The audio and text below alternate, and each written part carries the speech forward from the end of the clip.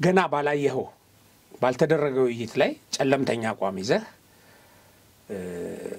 እንዲህ አይነት ድምዳሜ ላይ መድረስ ካልተገኘም ደግሞ ተገኝቶ ሞከረን ነበር አላገኘንም ማለት አንድ ነገር ነውና ረግጠን ወጣን አይነት ይሄ ድሮ አይነት እንዳትስማሙ ዘሚነሰው ነገር እንዳትቀበሉ ብሏቸው ነው አለመቀበል የበላይነትን ማሳያ ተደርጎ ነበር የሚታየው ጽንፈኝነት በተጨባጭ መሬት ላይ ባለበት ሁኔታ ስሙን መቀያየሩስ ነው ወይ የሚያስፈልገው ተቃውሞም በድጋፍም ያለ ኃይል እኮ አገሪቱ ውስጥ ሰላም እንዲመጣ ጥረት ማድረግ አለበት 5 ሆነህ ያለ 50 ነኝ ብለህ የምታስበው ነገር ፍጹም አይሆንም እሱ ወደ ማህደሩ ገባ አሜሪካ እኮ መውጫ ፍለጋ አይደለም አሁን እዚህ የምትመጣው ወታደራዊ ኃይሏን አስፍራ ዓለም ላይ ያላትን የኃይል የበላይነት ለማስጠበቅ እንደሞ አሁን ምርጫ ደረሰ ሲባል ላሟል ተወልድ ነው ብሎ የሚሰባሰቡ እኮ አሉ በሌላ አባባል ምንድነው እሱ ለምርጫ የሚሰጠው ገንዘብ ስላለ ማለት ነው ጓደኛው ግራ ተጋባ እንዴ እንኳን ዛፍና ሳር ቅጠልም የለም አላልክም ነበር ያሁን ዛፉ ከየት መጣ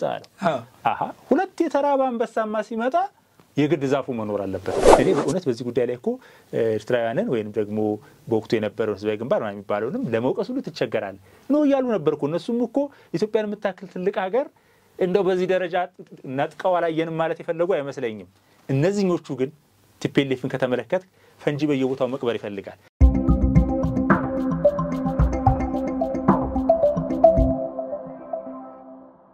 ሰላም ጤና ይስጥልኝ ክቡራትና ክቡራን በመላው ላይ የምትገኙ የሐቅና ሳቅ ሚዲያ አድማጭ ተመልካቾቻችን እንዴት ሰንብታችኋል በእያላችሁበት የከበረ ሰላምታችን ይድረሳችሁ ይህ የሳምንቱ ጉዳዮች የተሰኘው መርሃ ግብር ነው እንግዲህ ተጋባዥ እንግዳ ሆኜ መጥቼ የእንግዳ መርሃ ግብር መሪ ሆኛለሁኝ ማለት ነው አብረኝ ቆይታ የሚያደርገው ጋዜጠኛና ተንታኝ ገበየሁ ዋለልኝ ነው በተለያዩ ጉዳዮች ዙሪያ ነው ቆይታ የምናደርገው ልክ የዛሬ ሳምንት ደግሞ በዚህ ቦታ ላይ የምታገኙት አቤን ነው ዴስኩን ያቤን ዴስክ ነው ዛሬ እንግዲህ ገባብዬ ከተለይ ከገበየሁ ጋር አንድ ነገሮችን ብናነሳ በሚል ነው በወቅታዊ ጉዳዮች ዙሪያ ላይ እንኳን ደህና መጣህ ልበል እሱ እንኳን ደህና መጣው ልበል እንኳን ደህና መጣህ ሁለታችንም ወደ ስቱዲዮ ማለት ነው እውነት ነው እና የተለያዩ ነገሮችን ነው የምናነሳው ዛሬ በተለይ እንግዲህ በዋነኛነት የምናተኩርበት ክቡር ጠቅላይ ሚኒስትር አብይ አህመድ ከተለያዩ የፖለቲካ ፓርቲ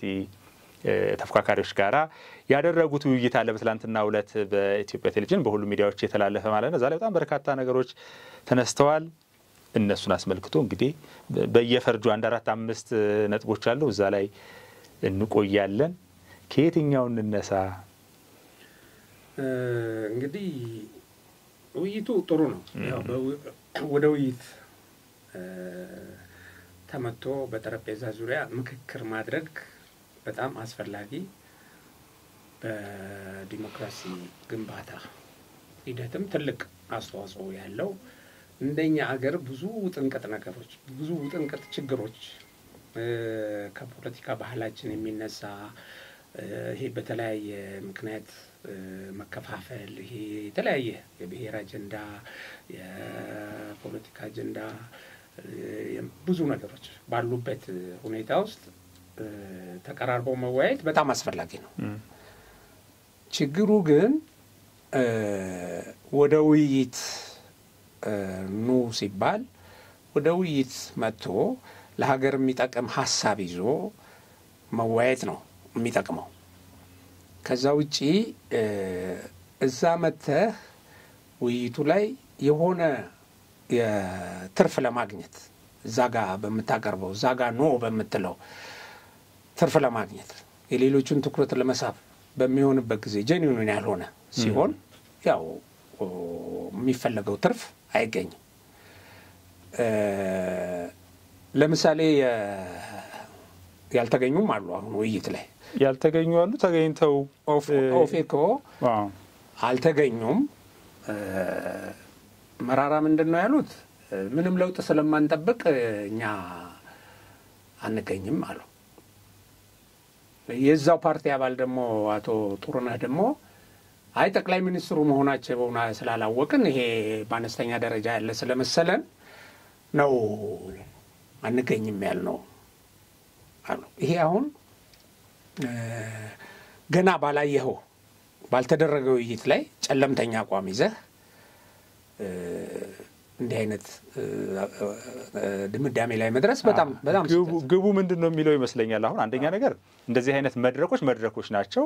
የፖለቲካ ፓርቲዎች ስራቸውን የሚሰሩት ከህዝቡ ጋራ ነው በተለያየ መድረክ ላይ። እዚህ አጋጣሚ ላይ ድሉ የሚገኝ ከሆነ የአንድ ቀን ጉዳይ ነው። ምናልባት 40 ደቂቃ 50 ደቂቃ የሚቆይ ነው። ድምጽ አሰምቶ የመውጣት ምናልባት ያንን የማግኘት እድሉ ከሌለም መሳተፍና ጉዳዩን የመገምገም ጉዳይ ነው እንጂ ትላንትና በተደረገው ውይይት ላይ ነገሮችን ለመቀየር አይደለም። በርግጥ ጠቅላይ ሚኒስትሩ የሚያውቋቸው ነገሮች ካሉ ወይንም በውይይት የሚፈቱ ነገሮች ካሉ ማቅረቡ አንዱ ነገር ነው ብዬ ነው የማስበው። እኔ ሁለት አይነት ነገር ተመልክቻለሁ።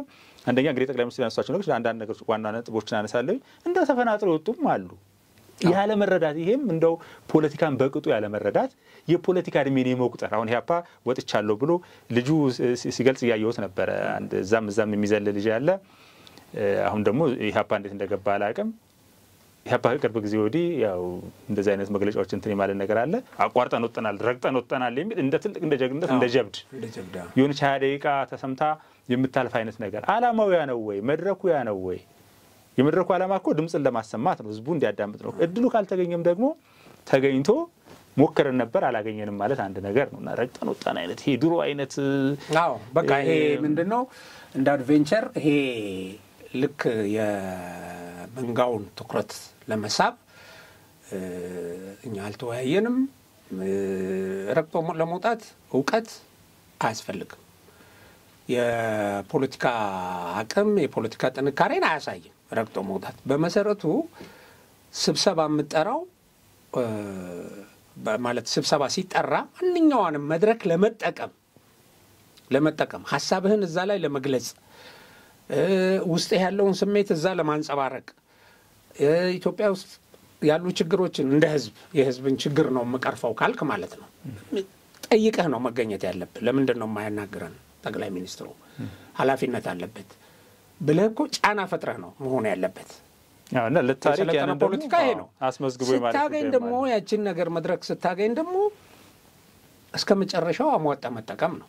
አሁን እነሱ ያቀረቡት ምክንያት እድል ስላልተሰጠን እንደዚህ የሚል ነው። በመሰረቱ አንደኛ ጥያቄዎች የጋራ ምክር ቤቱ አማካኝነት የቀረቡ መሰረታዊ ጥያቄዎች አዎ በምንም አይነት አሁን ጠቅላይ ሚኒስትሩም ተናግረዋል። ከዛ ውጪ ነው አሁን እነሱን በሙሉ አዳምጫቸዋለሁ። ምንድነው ሊቀርብ የሚችለው ከዛ ውጪ? እሱ ጥያቄው ላይ ያሉትን ደግሞ እንትኖች እንመለከታለን። ምንድነው ራሱ ጥያቄው የቀረበበት መንገድና ያ ጥያቄ መንግስትን ብቻ በሁሉም ነገር 100% ተጠያቂ በሚያደርግ ሰላምን ከመንግስት የመጠበቅ የመሳሰለው ሌላውን የሚዋጋውን ጠበንጃ ያዘውን እንደዚህ ይችላል ለመንካት። አሁን እኮ ችግሩን አድሬስ ካላደረክ መፍትሄ አይገኝም። እንደሱ ሆኖ የቀረበ ጥያቄ አለ። ራሱ ጥያቄው የራሱ ችግሮችን ቢኖሩት የተቃዋሚ ወይም የነዚህ ተፎካካሪ ፓርቲዎች አልተወከለም የሚል ነገር የለኝም እኔ። ኦኬ እንደሱም ሆኖ ታግሰህ እስከ መጨረሻው መድረክ ተጠብቃለህ እንጂ የሆነ ጊዜ አፈንግጠህ መውጣት በጣም ስህተት ነው። እንግዲህ የሶማሊያ እንደዚህ ነበር የነበረው። እኔ በጣም አስታውሳለሁ። ሁሉ ጊዜ የሶማሊያን ፖለቲካ ከጅምሩ በጣም እከታተል ስለነበረ የሶማሌ ማለት መቋድሾ ሰዎች ወደ ስብሰባ ሲገቡ የየአንጃዎቹ መሪዎች ወደ ስብሰባ ሲገቡ ስብሰባው ላይ ኖ ብለው ለመውጣት ነው ተነጋግረው የሚገቡት። ከቡድናቸው ሲልካቸው እንዳትስማሙ ዘሚነሰው ነገር እንዳትቀበሉ ብሏቸው ነው። አለመቀበል የበላይነትን ማሳያ ተደርጎ ነበር የሚታየው። ገባህ? የተቀበለው ደግሞ የሚናቀበት ምናምን። አሁን ሀገራችን ውስጥ እንደዚህ አይነት ነገር እንዲፈጠር ነው የተደረገው። መወያየትህ ራሱ በቃ የመንግስት ክሊክ ሆኗል፣ ተለጥፏል፣ እምቢ ማለት አለበት ነው። እምቢ ብለህ እንዴት ነው ለውጥ የምታመጣው? ይሄን በተመለከተ ጠቅላይ ሚኒስትሩ የተናገሩት አሁን ለምሳሌ ምክክር ጉባኤው ላይ የምክክር ጉባኤ ኮሚቴ ሲቋቋም ጀምሮ ገና የተቋቋመው ኮሚቴ ገና ይስራ ሳትለካው በተግባር እዛ እንትኑ ላይ አስቀምጠህ ሳትለካው ቀርበህ ሐሳብህን አቅርበህ ሪጀክት አርጎብህ ወይም ደግሞ ተቀብሎ ወይ የሆነ ነገር አርጎ ሳትለካው ገና ሲቋቋም ነው ከጅምሩ ነው ተቃውሞ። እንዲህ ምክክር የሚባለው የመንግስትን እድሜ ለማራዘም ነው፣ እንደዚህ ነው የሚል ከመነሻው ተነሳበት። አሁን ከዛ በኋላ ምክክር ሲባል አይቀርብም። ፓርቲዎች በምክክሩ አንታቀፍም አሉ ያሉ አሉ። አሁን which is nonsense ምን ማለት ነው ይሄ? ቀርበው ሐሳባቸውን ማቅረብ አለበት ወይ? ራስ ምን ይጠይቃሉ? አሁን እዛ ላይ ምን ጠይቁ? ህገ መንግስት ለውጥ ሳይደረግ ኦኬ ህገ መንግስቱ ለውጥ ሳይደረግ ይሄ መንግስት የለውጥ መንግስት ነው ማለት ይቻላል ወይ ያሉ። therefore ይሄ መንግስት ህገ መንግስት ነው መቀየር ያለበት በመጀመሪያ ደረጃ የሚል ነው የመጣው። ግን ይሄ መንግስት የተቋቋመው በህገ መንግስት ነው። ህገ መንግስቱን ነው የሚያስከብረው። ህገ መንግስታዊ ስርዓቱን ነው ይዞ የሚቀጥለው። የህግ አግባቡን ቀጥሎ የህግ አግባቡን አሁን እዛ ውስጥ ያሉ ችግሮች ካሉ ሄደህ ነው ወደ ውይይቱ መድረክ ሄደህ ይሄ አንቀጽ ትክክል አይደለም ይውጣልኝ ብለህ አንድ የምትወክለው የህብረተሰብ ክፍል ካለህ 1000ም 10,000ም አንዳንዶቹ የወክላቸውም ሰው ያለ አይነት አይደሉም። ብቻ ያን ሐሳብህን ይዘህ የኔ ፓርቲ አቋም ይሄ ነው ይሄ ይግባልኝ ትላለህ አይደል? ከዛ ስላልክ ደግሞ አይሆንም፣ ያው በድምጽ ብልጫ ነው። ግን እዛ መገኘትህ የሆነ ሐሳብህ እንዲንጸባረቅ ያደርጋል። የምትፈልገውን ነገር ሳትገኝ እዛ ላይ አንገኝም። ኦኬ ለምንድን ነው ይሄ መንግስት ህገ መንግስት ያለወጠው? ህገ መንግስት ለመውጣት የህዝብ ውሳኔ ፈልጋለሁ አለ መንግስት። ለምን እዛ ህገ መንግስት ውስጥ ያሉትን አንቀጾች አንዱ አካል ሲደግፍ ሌላው ይቃወማል አይደል? ኢትዮጵያ የብዙ ብሔር ይሄ ነው እኮ አንዱ አሁን ትልቅ ችግር እየሆነ ያለው ነገር የህግ አግባቦችን ያለማወቅ። እንዳው ተፈካካሪዎች መኖራቸው እጅግ በጣም ወሳኝ ነገር ነው። አንዳንዶቹ ያው ብዙ ጊዜ እንደምንለው በኪሳቸው ሰርቲፊኬት ይዘው የሚዞሩ ይሆኑና አንዳንዶቹ ጥያቄዎች ትንሽ ያስደነግጣሉ። ምክንያቱም ተወዳድረን መንግስት እንሆናለን የሚሉ ናቸው ተብሎ ነው የሚታሰበውና በዛ ልክ የምትመለከተው ይሆናል። ሌሎቹ ከመነሻው ለምሳሌ ሀገራዊ ምክክር ኮሚሽኑ መፍረስ አለበት ይል ነበር። የተፈናጥረው የወጣው ፓርቲ ማለት ነው። ምን ማለት እንደሆነ እንትኑ ፈርሶ ምኑ ብሎ መከላከያ ተጠራርጎ ከክልሉ ወጥቶ ምናምን ብሎ ጫካ ውስጥ የሚገላበጠውን ዘራፊ አይል ምንም አይሉትም ይሽኮረመማሉ። ተስፋ ማታረጋው በቃ ይሄ ነው። ቴክኒካሊ ደጋገፋሉ፣ መንፈሳዊ መደጋገፋሉ። እንደው መሰረታዊ እንትኖቹ ምን ነገሮች ናቸው የተነሱት የሚለው ላንሳና አንዳንዶቹ ነገሮች ብናነሳ ጥሩ ነው ብዬ ነው የማስበው። በዋነኛነት የሰላምና ጸጥታ ጉዳይ ነው አይደል የተነሳው። በተለይ የጋራ ምክር ቤቱም ካነሷቸው ጥያቄዎች ይሄ ነው። አሁን ባለንበት ተጨባጭ ሁኔታ ደግሞ ይሄ መነሳቱ ጥሩ ነው። ሌላው እገታዎች ምናምን የተነስተዋል። በየቦታው ደግሞ ያሉ ኬላዎች አሁንም እንደው መነሳት አለበት ብዬ አስባለሁ። አንዳንዴ በጣም ያስመርራል። ትራንስፖርት የሚንቀሳቀሱ በየቦታው ላይ ኬላ በማድረግ አንገፍግፎ ሰዎች እንዳይሰሩ የማድረግ ነገር በእነዚህ ጉዳዮች ላይ የጋራ ትግል መደረግ መቻል አለበት። የትግራይ ጉዳይ ተነስቷል። የልማቱ ጉዳይ እንዲሁ ተነስቷል። ቲፒኤልኤፍን አስመልክቶ በተለይ ከትግራይ ጋር በተያያዘ ብዙ ጥያቄዎች እየተነሱ ነበር። ገርሞኛል እኔ በነገራችን ላይ እና ጥሩ ነው መነሳቱም ጥሩ ነው። የነገሮቹ ሁሉ ቁልፉ እዛ ጋር ነው ያለው አይደል? ለዚህ ለሀገራችን እኮ ብዙ ምስቅልቅል ምክንያቱ የቲፒኤልኤፍ ጉዳይ ነው። ልክ 83 ላይ ሲመጣ ባህር በርን በማሳጣት ልክ እንደ ኪስ አውላቂዎች ተሰባስበው የባህር በርን አሳልፈው የሰጡበት ሁኔታና ኢትዮጵያን የምታክል ትልቅ ሀገር አሁን ለተፈጠሩ ብዙ ምስቅልቅሎች ግማሹ በየትም በለው ቤትም ብዙ መነሻዎች ይኑረው እንጂ በየጫካው የሚገላበጠው ከዛ ጋር የተያያዘ ነው። የባህር በራችንን ባናጠው ኖሮ ያለሉ አላዊነት የቱ ጋር ይደርስ ነበር? ልዕልናችን፣ ኢኮኖሚያዊ ልዕልናችን፣ ፖለቲካዊ ልዕልናችን እንደዚሁ ይነሳ ነበር። እሱም በተመለከተ ክቡር ጠቅላይ ሚኒስትሩ ያነሷቸው ነገሮች አሉ። እንዲሁም ደግሞ በየጫካው ያሉትን አካላት ለአማራ ታገላለሁ ብሎ አማራን የሚዘርፈው ለኦሮሞ ታገላለሁ ብሎ ኦሮሞን የሚዘርፈውና የሚያግተው እነዚህ ነገሮች ናቸው የተነሱት። በእርግጥ ከባህር በር ጋር በተያያዘ በተለይ የክቡር ፊልድ ማርሻሉንም ወደ በኋላ ላይ እንመጣበታለንና አሁን ይሄ ከዚህ ከጽንፈኝነት ጋር በተያያዘ እንደውም አንድ ሰው ምናሉ ጽንፈኝነት የሚለው ቃል እንደው ቢቀየር የሚል የቃላት ጨዋታ ውስጥ ሁሉ ተገብቶ ነበር። ጽንፈኝነት በተጨባጭ መሬት ላይ ካለ ስሙን ብትቀይረው ሊሆን የሚችል ነገር ነው ወይና ጽንፈኞቻችን ምን ይመስላሉ? አንዱን የቅርቡን እስኪ እናንሳው። ለምሳሌ አሁን ጎንደር ላይ ለልማት ይሄዱ ለክልሉ ልማት እየተጉ ያሉ ከፍተኛ አመራሮች ነበሩና ለሄሊኮፕተር ቴክኒካል በሆነ ሁኔታ አደጋ አጋጠማት የተባለችው በጣም አስረሽ ምቹ እየተባለ ነበር። እንትና ርዕሰ ብሔሩ ነገሌ ባሉበት ደመሰስናቸው አጠፋናቸው የሚመስል አይነት ነገርና ጽንፈኝነት በተጨባጭ መሬት ላይ ባለበት ሁኔታ ስሙን መቀየሩስ ነው ወይ የሚያስፈልገው? እና በየአካባቢ ያሉት የጽንፈኞች ጉዳይስ ምን ይመስላል? ያንተ ምልከታዎች ምንድናቸው? እንደዚህ እኔ ምንድነው ስብሰባው ላይ አጠቃላይ ያየሁት ስዕል የራሱ የፖለቲካ ባህላችን የተበላሸና ተስፋም ለማድረግ በጣም የሚከብድ አይነት ነው የተቃውሞ መንገድ።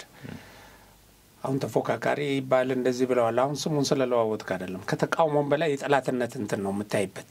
ራሱ ተፎካካሪ የሚለው ስም ምን ይገልጸዋል የሚል የለኝም። ያንዳንድ ፓርቲዎች እንትን የጠላትነት ነው። በቃ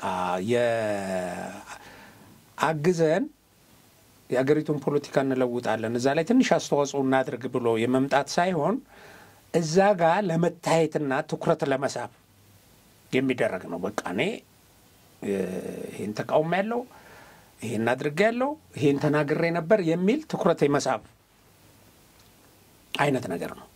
ሚዲያው ይሄ ነው እንደምታውቀው። ሚዲያው ይሄ በተቃውሞ ጎራ የቆመው ዩቲዩብ የሚያራግበው ቶሎ ይሄንን ነው እና ለዛ የሚመች ነገር ነው የሚሰጡት። ለዛ የሚመች ነገር ነው ይዘው የመጡት እንጂ አሁን ኢትዮጵያ ውስጥ የትም ቦታ ስትሄድ ከአማራ ክልል በስተቀር አማራ ክልል ምንድነው አሁን ህዝቡ በግልጽ አማራ ክልል በግልጽ ወጥቶ ጸጥታችንን የሚረብሹት እነዚህ ናቸው፣ ውጡልን፣ አቁሙልን፣ መከላከያ ደምስሶ አካባቢችንን ሰላም ያድርገው ብሎ የሰላሙ መደፍረስ ተጠያቂውን በደንብ አድርጎ ኢንዲኬት አድርጎ እንደውም ታጥቆ እየዘመተ ያንን እየተከላከለ ነው በግልጽ።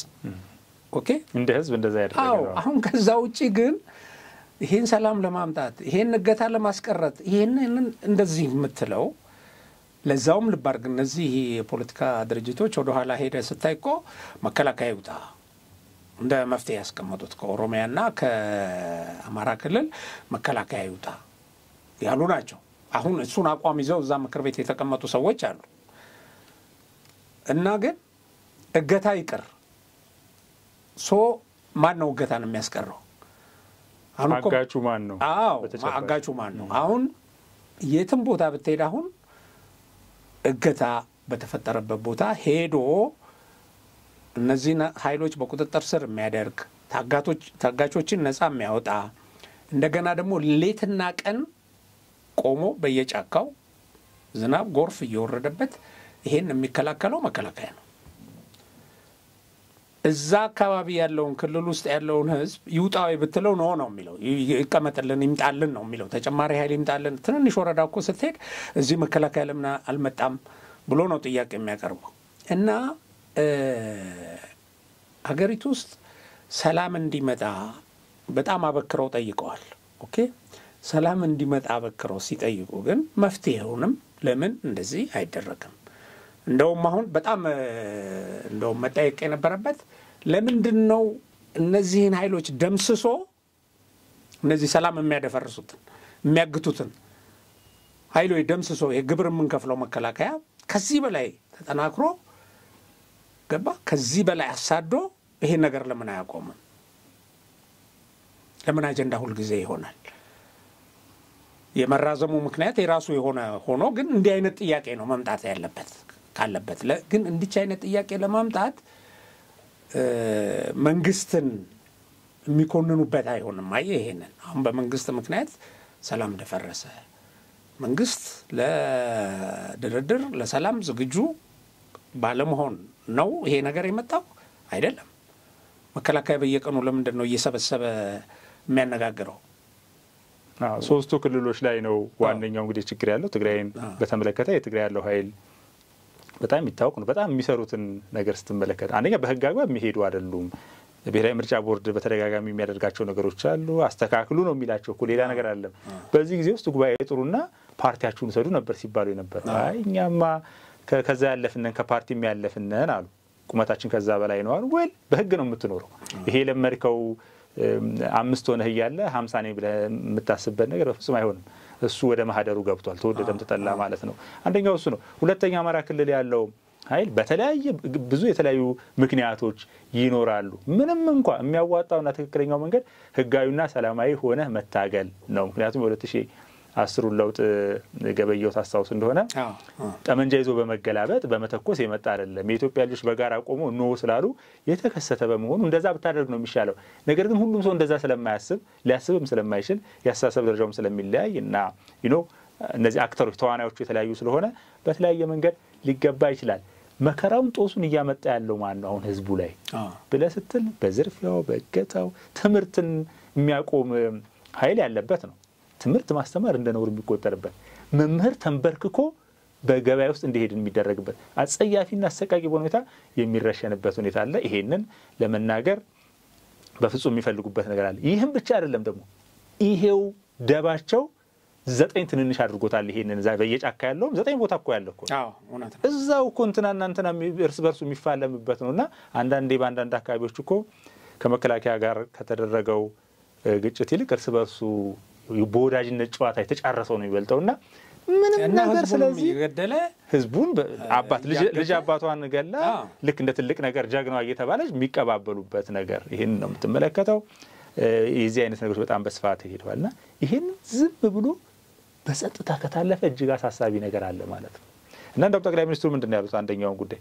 አንዳንዶቻችሁ በቅንነት ያነሳችሁትን እቀበላለሁ በተረፈ ግን እናንተ እኮ ትቀርቧቸው ያላችሁ አንዳንዶች ብትመክሯቸው ተው ብትሏቸው የሚል ነገር ተላልፏልና መልካሙ ነገር አማራ ክልል ላይ አሁን ጥሩ ነገር መጥቷል አንዳንዶች የመሰላቸው ነበሩ መጀመሪያ አካባቢ ላይ ነገር ግን በዚህ የዘመን ዳራ ላይ ጠመንጃ ይዞ የሚገባ ኃይል ሰላም ይዞ ሊመጣ አይችልም ልማትን ይዞ ሊመጣ አይችልም ተነጋግረ ሐሳብ ካለ ጥሩ ሐሳብ ካለ ቁጭ ብለ ከህዝብ ጋራ ማለት ነው ከመንግስት ጋር ማትነጋገር ግድ የለም ጠቅላይ ሚኒስትሩ ጋር መምጣት የማያስፈልግም ህዝብ ውስጥ ጸጥ ብለ ቁጭ ብለ ችግሮቹን አንስተ ምን ብለ ፓርቲ መስርተ እንዴት ማሸነፍ ያቅታል አማራን የሚያክል ትልቅ ህዝብ ተይዞ ምንም እኮ ችግር የለውም ህዝብ ውስጥ ገብተ ከሰራህ እንዴት ነው ነገሮችን መቀየር የማይቻለው የሚለው በጣም አስገራሚ ነገር ከዚህ በተጨማሪ የውልውቤ አሁን እንደው በግልጽ መነጋገር የሚያስፈልገው ከዚህ በፊትም በተደጋጋሚ መሪዎች ተናግረውታል ይሄንን የሀገራችን አንዱ ችግር የፖለቲካ ባህላችን ችግር ነው በሀገራችን ችግር ፈጣሪዎች የፖለቲካ ፓርቲዎች ናቸው ከነዚህ የፖለቲካ ፓርቲዎች ጀርባ ያለ የታጠቀ ኃይል አለ ይሄ የታጠቀ ኃይል እነዚህን ኃይሎች ወደ ስልጣን ያወጣናል ብለው ተስፋ የሚያደርጉበት ነው ኦኬ ይሄ ትስስር ነው አንዱ የሀገራችን ትልቁ ችግር የፖለቲካ ፓርቲዎች አሁን ዝም ብለ ስታስበው አሁን ፕሮግራሙን ያስተዋወቀ ያለ ፓርቲ አለ አሁን በልዩ ልዩ መንገድ ማለት ነው ትንሽ ዜማ እንደው ትንሽ anyway እንደው አጠቃላይ አይ እንደው መቼም ፓርቲ ነሳብዬ ነው ችግር የሆኑትን እኔ ይሄ ለዲሞክራሲያዊ ምርጫ የተወሰነ አንድ እርምጃ አንድ ስቴፕ ሄደ ነው እንደኔ ኢዜማ አሁን አብን የተወሰነ እንትን ያሳየ ነው ከዚህ ውጪ ያለ ፓርቲ ይሄ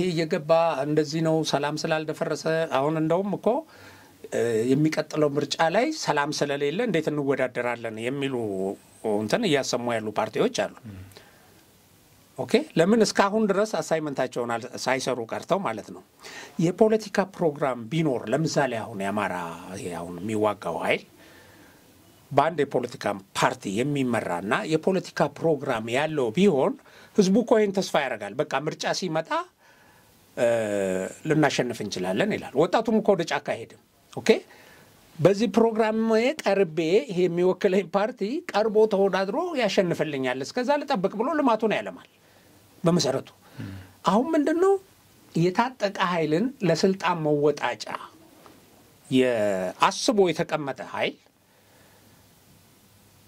ሁሉ ጊዜ የሽግግር መንግስት የሚሉ ኃይሎች ከምንድነው የመነጨው በቃ መንግስት ተወጥሯል አንደኛ መንግስትን ይወጥራሉ ህዝቡን ይወጥራሉ ኦኬ ሰላም የለም ሶ የሚያሻግር ፓርቲ እናቋቋም የሚያሻግር እስካሁናል ፕሮግራም ይዘግን ኦኬ ይሄ ፕሮግራሜ ነው ብለ ለምዋጋው ራሱ እንኳን ለዚህ ፕሮግራም ነው የሚል ፓርቲ እኮ የለም ይሄ የሚዋጋው ራሱ ፕሮግራም እኮ ነድፎ አቀርቦ ይሄ ስላልተመለሰልኝ ነው የሚለው ነገር እኮ የለም ምንድነው ስልጣን ነው ደሞ እኮ ይሄ ስልጣን በነገራችን ላይ እንደው አንዳንዴ እኮ ትንሽ ፈገግም ያሰኛል ሌባ ሲሰርቅ አይጣላም ሲካፈል ነው ይባላል እነዚህ እኮ ሲካፈሉም አይደለም እኮ ሲሰርቁም እኮ የተጣሉ ነው አሁን ስልጣንን በተመለከተ እንደው ፕራክቲካሊ ያለው ነው የዘመን እናንሳው እንደ ዘመነ ካሴ እኮ ምንድነው ያለው መግለጫውን ሰምተህ ከሆነ አንድ እንትን ላይ ሰጡኝ ነው ቆሞም ስልጣን ከሰጡኝ ብቻ አይደለም እንጂ እኔንም መተው ትነክሳለህ ይሉኛል ያንንም ትነክሳለህ which is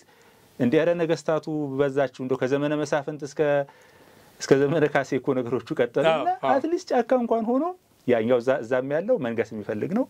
ዘጠኙም ንጉሶች መሆን ፈለጉ ለማለት ፈልጌ ነው። አትሊስት ወደ ስልጣን እንኳን ተመጥቶ ምርጫ 97 በነገራችን ላይ አንዱ መገለጫ ገና ስልጣኑ ሳይያዝ ምን ሳይባል የውጭ ጉዳይ የምንትስ ኢኮኖሚ ምናምን ሚኒስትር ምናምን ልዩነቶች እየተፈጠሩ ነበር።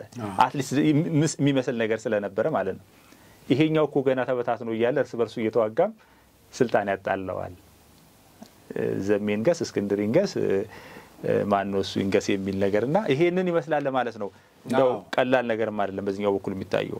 ስለዚህ ምንድነው አሁንም ቢሆን መፍትሄው የሚሆነው የችግሩን በደንብ አመልክተህ የችግሩ ምንጭ ላይ ተነጋግረህ ኦኬ የሰላም መታጣቱ ምክንያት ምንድነው ስንል የፖለቲካ ባህላችን ስልጣን ለመያዝ የምንመኝበት መንገድ በኃይል ነው የሚል አስተሳሰብ ያላቸው ኃይሎች እኮ እዛ ምክር ቤት አሉ። ይሄም በተደጋጋሚ እንደተባለው እዛ ውጪ ሲሆኑ ያው ይሄን ያራምዳሉ። የሚደግፉት የታጠቀ ኃይል አለ። እሱ በሚፈጥረው ተጽዕኖ ስልጣን እናገኛለን ብለህ እስካሰብክ ድረስ አሁን በሰለጠነው ዓለም የፖለቲካ መውጫ መንገዴ ትጥቅ ነው የሚል አስተሳሰብህን ካልተውክ በስተቀር ወይም በሱ መተማመንህን ካልተውክ ወይም እሱን ትጥቅ ፍታ ወደ ሰላምና ብለህ ካልተናገርክ በስተቀር በዚህ ላይ ያለ ኮሚትመንት እኮ ኦኬ ይሄንን ትጥቅን እቃወማለሁ ይሄ መንገድ ትክክል አይደለም በእንትን ጊዜ እኮ በኢህአዴግ ጊዜ ምንም እንትን ሁሉ ሳይኖር እኮ ለዛውም እንደዚህ ተሰብስበህ የምትወያይበት ይሄን የመሳሰል ሐሳብ የምታመነጭበት እድሉ ባልነበረበት ጊዜ የታጠቁ ኃይሎችን ተደግፋላችሁ ተብለው ያው ግማሹ ሳይሆን ያው እሱ አንተንም ይመለከታል እንግዲህ አይደል ከኦነግ ጋር ከምናምን ጋር ተያይዞ የታሰረ እስር ቤቱን ያጣበበ ማአት ነው። የታጠቁ ኃይሎችን ደግፎ ፖለቲከኛ ነኝ ማለት በህግ ለምርጫም መወዳደር ወይ ፓርቲ እንትን ይዘህ መምጣት ስለማይፈቀድ አደጋም ስላለው ዓለም አቀፍ ደረጃም በጣም ክልክል በረግራችን ላይ ታጠቀውን ኃይል በምንም መልኩ በስነል ቦናም በዚህ መንፈሳዊ መሪዎች የሚባሉ አሉ ጫካ ውስጥ ያሉት ነው የሽብርተኝነትን የመሳሰለው ነገር ትክክል ነው። አንደኛው ነገር እሱን አጀንዳ ይዘህ ግን ምክር ቤት መተህ የሆነ ማንጸባረቅ አንደኛው የችግራችን አሁን ችግሮች አሉ አይደል እውነት እኮ ችግሩን ብናነሳው ይሻላል። አንደኛው ችግር ይሄ የፖለቲካ ባህላችን አስተሳሰባችን፣ ሁለተኛ ችግር የሚከሰተው እዚህ ሁሉ ጥንቅጥ ውስጥ ኢኮኖሚ አይደል እንግዲህ ኢኮኖሚ የተረጋጋ ኢኮኖሚ ሲኖር ጥሩ ነገር ሲኖር ሰላም ይኖራል። ወጣቶች የሚሰሩበት ቦታ አለ። አማራ ክልል ላይ አንድ መድረክ ላይ ያየሁት አንድ አባት ሲናገሩ ምንድነው በጣም ነው ያሳዘኑኝ። ዋድላ ይመስለኛል ባለሳሳት ኤግዛክትሊ ላላቀው ይችላልኝ እንደ ልጆቹን ስራ ፍጠሩላቸው ስራ ስለሌለ እኮ ነው የሚገቡት ብለው አሳቁ። እኔ አስተላልፈዋለሁ በአጋጣሚ አዲስ ምንጭ ላይ ችግር አለ። ልክ ነው የኢኮኖሚ ችግር አለ። የኢኮኖሚ ችግር ካለ ምህዳሩ ይሄ መሬቱ የተመቸ ይሆናል ድንጋይ የሚወረውረውን ለማሰባሰብ። ስለዚህ ከዚህ ለመወጣት መፍትሄው ምንድነው ብለህ ስታስብ አሁን ለምሳሌ እንዲሁ እናንሳው የአማራ ክልልና ኦሮሚያ ክልል ላይ የሆኑትን ነገሮች ማለት ነው። አሁን ምን እየሆነ ነው ያለው? በዚህ ችግሩ የተነሳ መንገዶች ተዘጋግተው ኢኮኖሚው እየሞተ ነው ያለው አይደል? አጠቃላይ ለምሳሌ የቱሪዝም መስህብ አለው፣ ሆቴሉ በለው እንቅስቃሴዎቹ ማዕድኑ ሁሉም ነገር እየቆመ ነው ያለው። ስለዚህ ችግሩን በችግር አይደለም የምትወጣው ለአንድ ነገር ምክንያት የሆነ ነገር ምክንያት በሆነው ነገር ችግሩን መወጣት አይቻልም ተብሎ ነው የሚታሰበውና ኢኮኖሚያዊ ችግሮች አሉ እንደ ሀገር። በተለይ ከ2008 በኋላ የመጣንበት መንገድ እኮ ይሄ ከተቃውሞ ጋራ በተያያዘ ኦልሞስት የኢኮኖሚ ቋታችን ወደ ዜሮ ገብቶ እንደ ሀገር የለውጥ መንግስት የተረከበው ባዶ ቋት ማለት ይቻላል። ተሯሩጦ እኮ ከአንዳንድ አካባቢዎች ላይ ከዩናይትድ አረብ ኤሚሬትም ከምንም ገንዘቦች ተገኝተው ያንን የሚደጉም የሚያኩም ሪሊፍ የሚያደርገው ኢኮኖሚ ሪሊፍ የሚያደርገው ነገር ነው ተይዞ የነበረው። ነገር ግን ቀጠለ። ይሄ ጫካ ውስጥ የሚገላበጠው ኃይል የወለጋ ኮማንድ ፖስት፣ የሸዋ ኮማንድ ፖስት፣ የጉጂ ኮማንድ ፖስት በሚል ተቋቁሞ የነበረው ሳይ እነዚህ ቦታዎች ላይ ኦልሞስት ወደ ዜሮ ማርሽ የገባበት ሁኔታ ነው የነበረው። እንቅስቃሴዎች አልነበሩም። ትምህርት ቤቶች ቆመዋል። ኢኮኖሚ እንቅስቃሴው በጣም ዜሮ ነው ማህበራዊ ሰላም በጣም ተፍርሶ ነው የነበረው ስለዚህ አንደኛው ነገሮችን የምንቋቋምበት የምናልፍበት መንገድ ኢኮኖሚው የተሻለ መሆኑ ኢኮኖሚው የተሻለ በሆነ ቁጥር ሰላም ይሄ ተረጋጋ ይሆናል ሰዎች ይውጭ ብሎ በቃ ስለ መንደርተኝነት የሚያወራው ነገር ስራ ካለ እኮ እናንተ እኮ ምን ሰራው ነገር ካለ ሰርተን ምን ገባው ነገር ካለ ጤናማ አእምሮ ካለ ጤናማ አስተሳሰብ ካለ ስለ መንደራችን ለምሮ የምናወራው የሰው ልጅ የሚናገረው ቋንቋ አለው ባክግራውንድ አለው የመጣበት ማህበረሰብ አለው ዝም ብሎ እዛች ላይ ተለጥፎ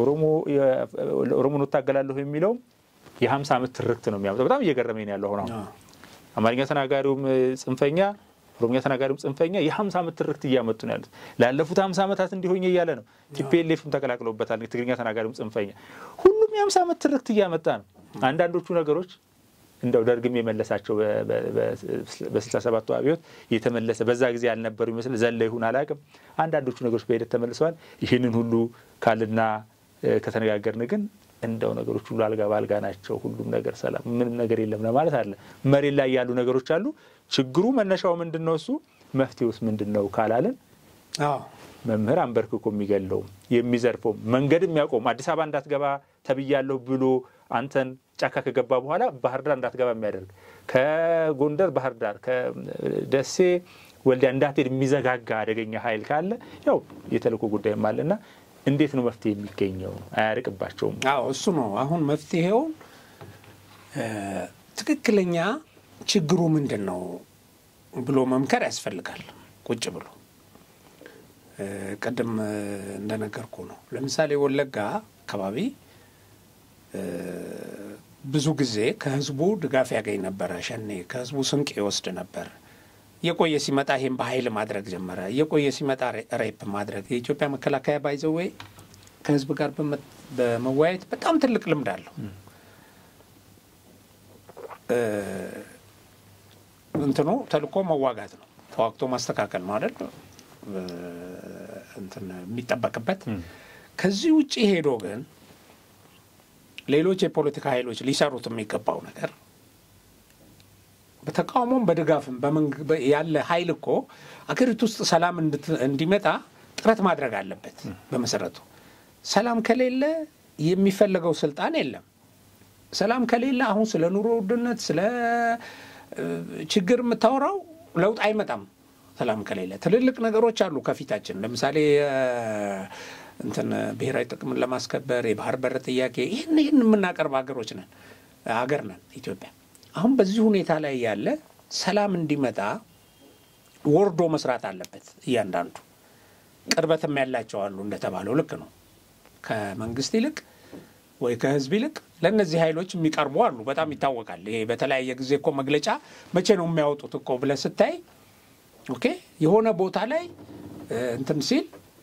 መንግስት እንደዚህ ያረገ እንደዚህ በድሮን ተደበደበ እንደዚህ ሆነ ወይ ራስ እነሱ ሰው ሲገሉ ሲያፍኑ አንበርክከው ሲያስኬዱ ትምህርት ቤት እንትን ሲሉ ተማሪና አስተማሪ ሲገሉ መግለጫ የማያወጡ ሰዎች እኮ አቋማቸው ምን እንደሆነ በጣም ግልጽ ነው ይሄ ኃይል ግን ሄዶ ወርዶ ካልፈታው ይሄን ችግር በዚህ ደረጃና አሁን ወለጋ መከላከያ ከዳር እስከ ዳር አወያየ በሌላ አንፃር ደግሞ በኃይል ህዝቡን ከአፈና ህዝቡን ከሚዘርፈው ኃይል እየታደገ ይሄን አወያየ ከዛ ህዝቡ ተረዳ ይሄ ኃይል ጠላቱ እንደሆነ ከዚህ ኃይል ሊታደገው የሚችለው የኢትዮጵያ መከላከያ እንደሆነ መንግስት እንደሆነ በትክክል እየተረዳ ሲመጣ በህዝቡ ውስጥ የነበረውን የሸኔን አደረጃጀት በሙሉ እያጋለጠ ነው ያወጣው አይደል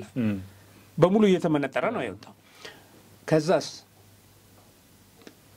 አባገዳዎች የሌሎች የህዝብ ተወካዮች እየሄዱ ብዙዎችን ወደ ሰላም እንዲመጡ አረጋቸው ህዝብ በዚህ ደረጃ ሲሳተፍ ለውጥ ያመጣል ነው መንግስት ነው ይሄን ማድረግ ያለበት መንግስትማ ሰራዊት እያዘመተ እኮ ስንት ወጪ ያወጣ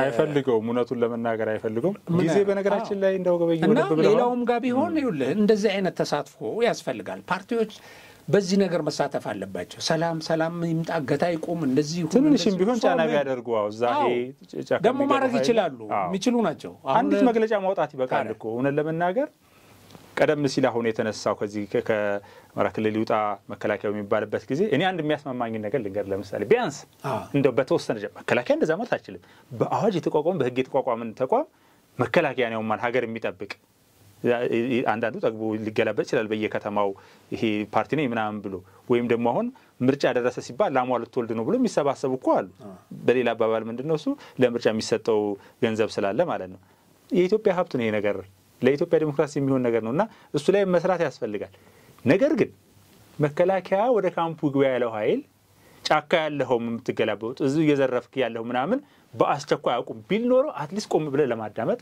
እድል ይሰጣል እሱን ቀጥልበት ብለ መከላከያ ገባ ማለት ግን አንደኛ ኢትዮጵያ ተፈረስ ይያልክ ነው ያለው ይሄንን ኃይል እንደው ዝም ብለን የምንመለከተው አይደለም ምክንያቱም እኔ እናንተ ጉዳይ እኮ አይደለም እኔ እናንተ እኮ እዚህ ጋር የምንናገረው ወይም ይሄን ፕሮግራም ቢከታተሉ የኢትዮጵያ ልጆች እና ደግሞ ብዙሃን ይሄ ሳይለንት ማጆሪቲ የሚባለው 99.99 ምናምን የሆነው ማለት ነው የሚከታተለው ኢትዮጵያን ያቆማል ለዚህ ጊዜ ቅድም ያነሳውን ነገር ለማንሳት ፈልጌ ነው በጊዜ ሂደት ነገሮች ጠርተው ወጡ መጀመሪያ እኮ በ24 ሰዓት አባታችን ቤተ መንግስት እንገባለን ተባለ በአንድ በኩል ማለት ነው በቃ ጉዞ በረራ ነው የሚለው አዲስ አበባና ጉዞ በረራ ለባንድ በኩል ያለው በ24 ሰዓት አለ ሙቀታ ላይ ሆኖ በቃ እንደው በስካር መንፈስ በኋላ ሲታይ በ24 ሰዓት የሚገባ ኢትዮጵያን የተረዷት አይመስለኝም ትልቅነቷን የህዝቡን ሰምናው ቅነት መከላከያውን አልተረዱትም ያ መከላከያ ጋር ስላለን ፈገግ እንላለን ሲሉ ምናምን ሲሉ እንዲሁም ደግሞ ኢማላፊንፊን የሚል ነበር ሸኔዎች በደንብ እየተከታተልኩ ስቅ ነበር ያኛው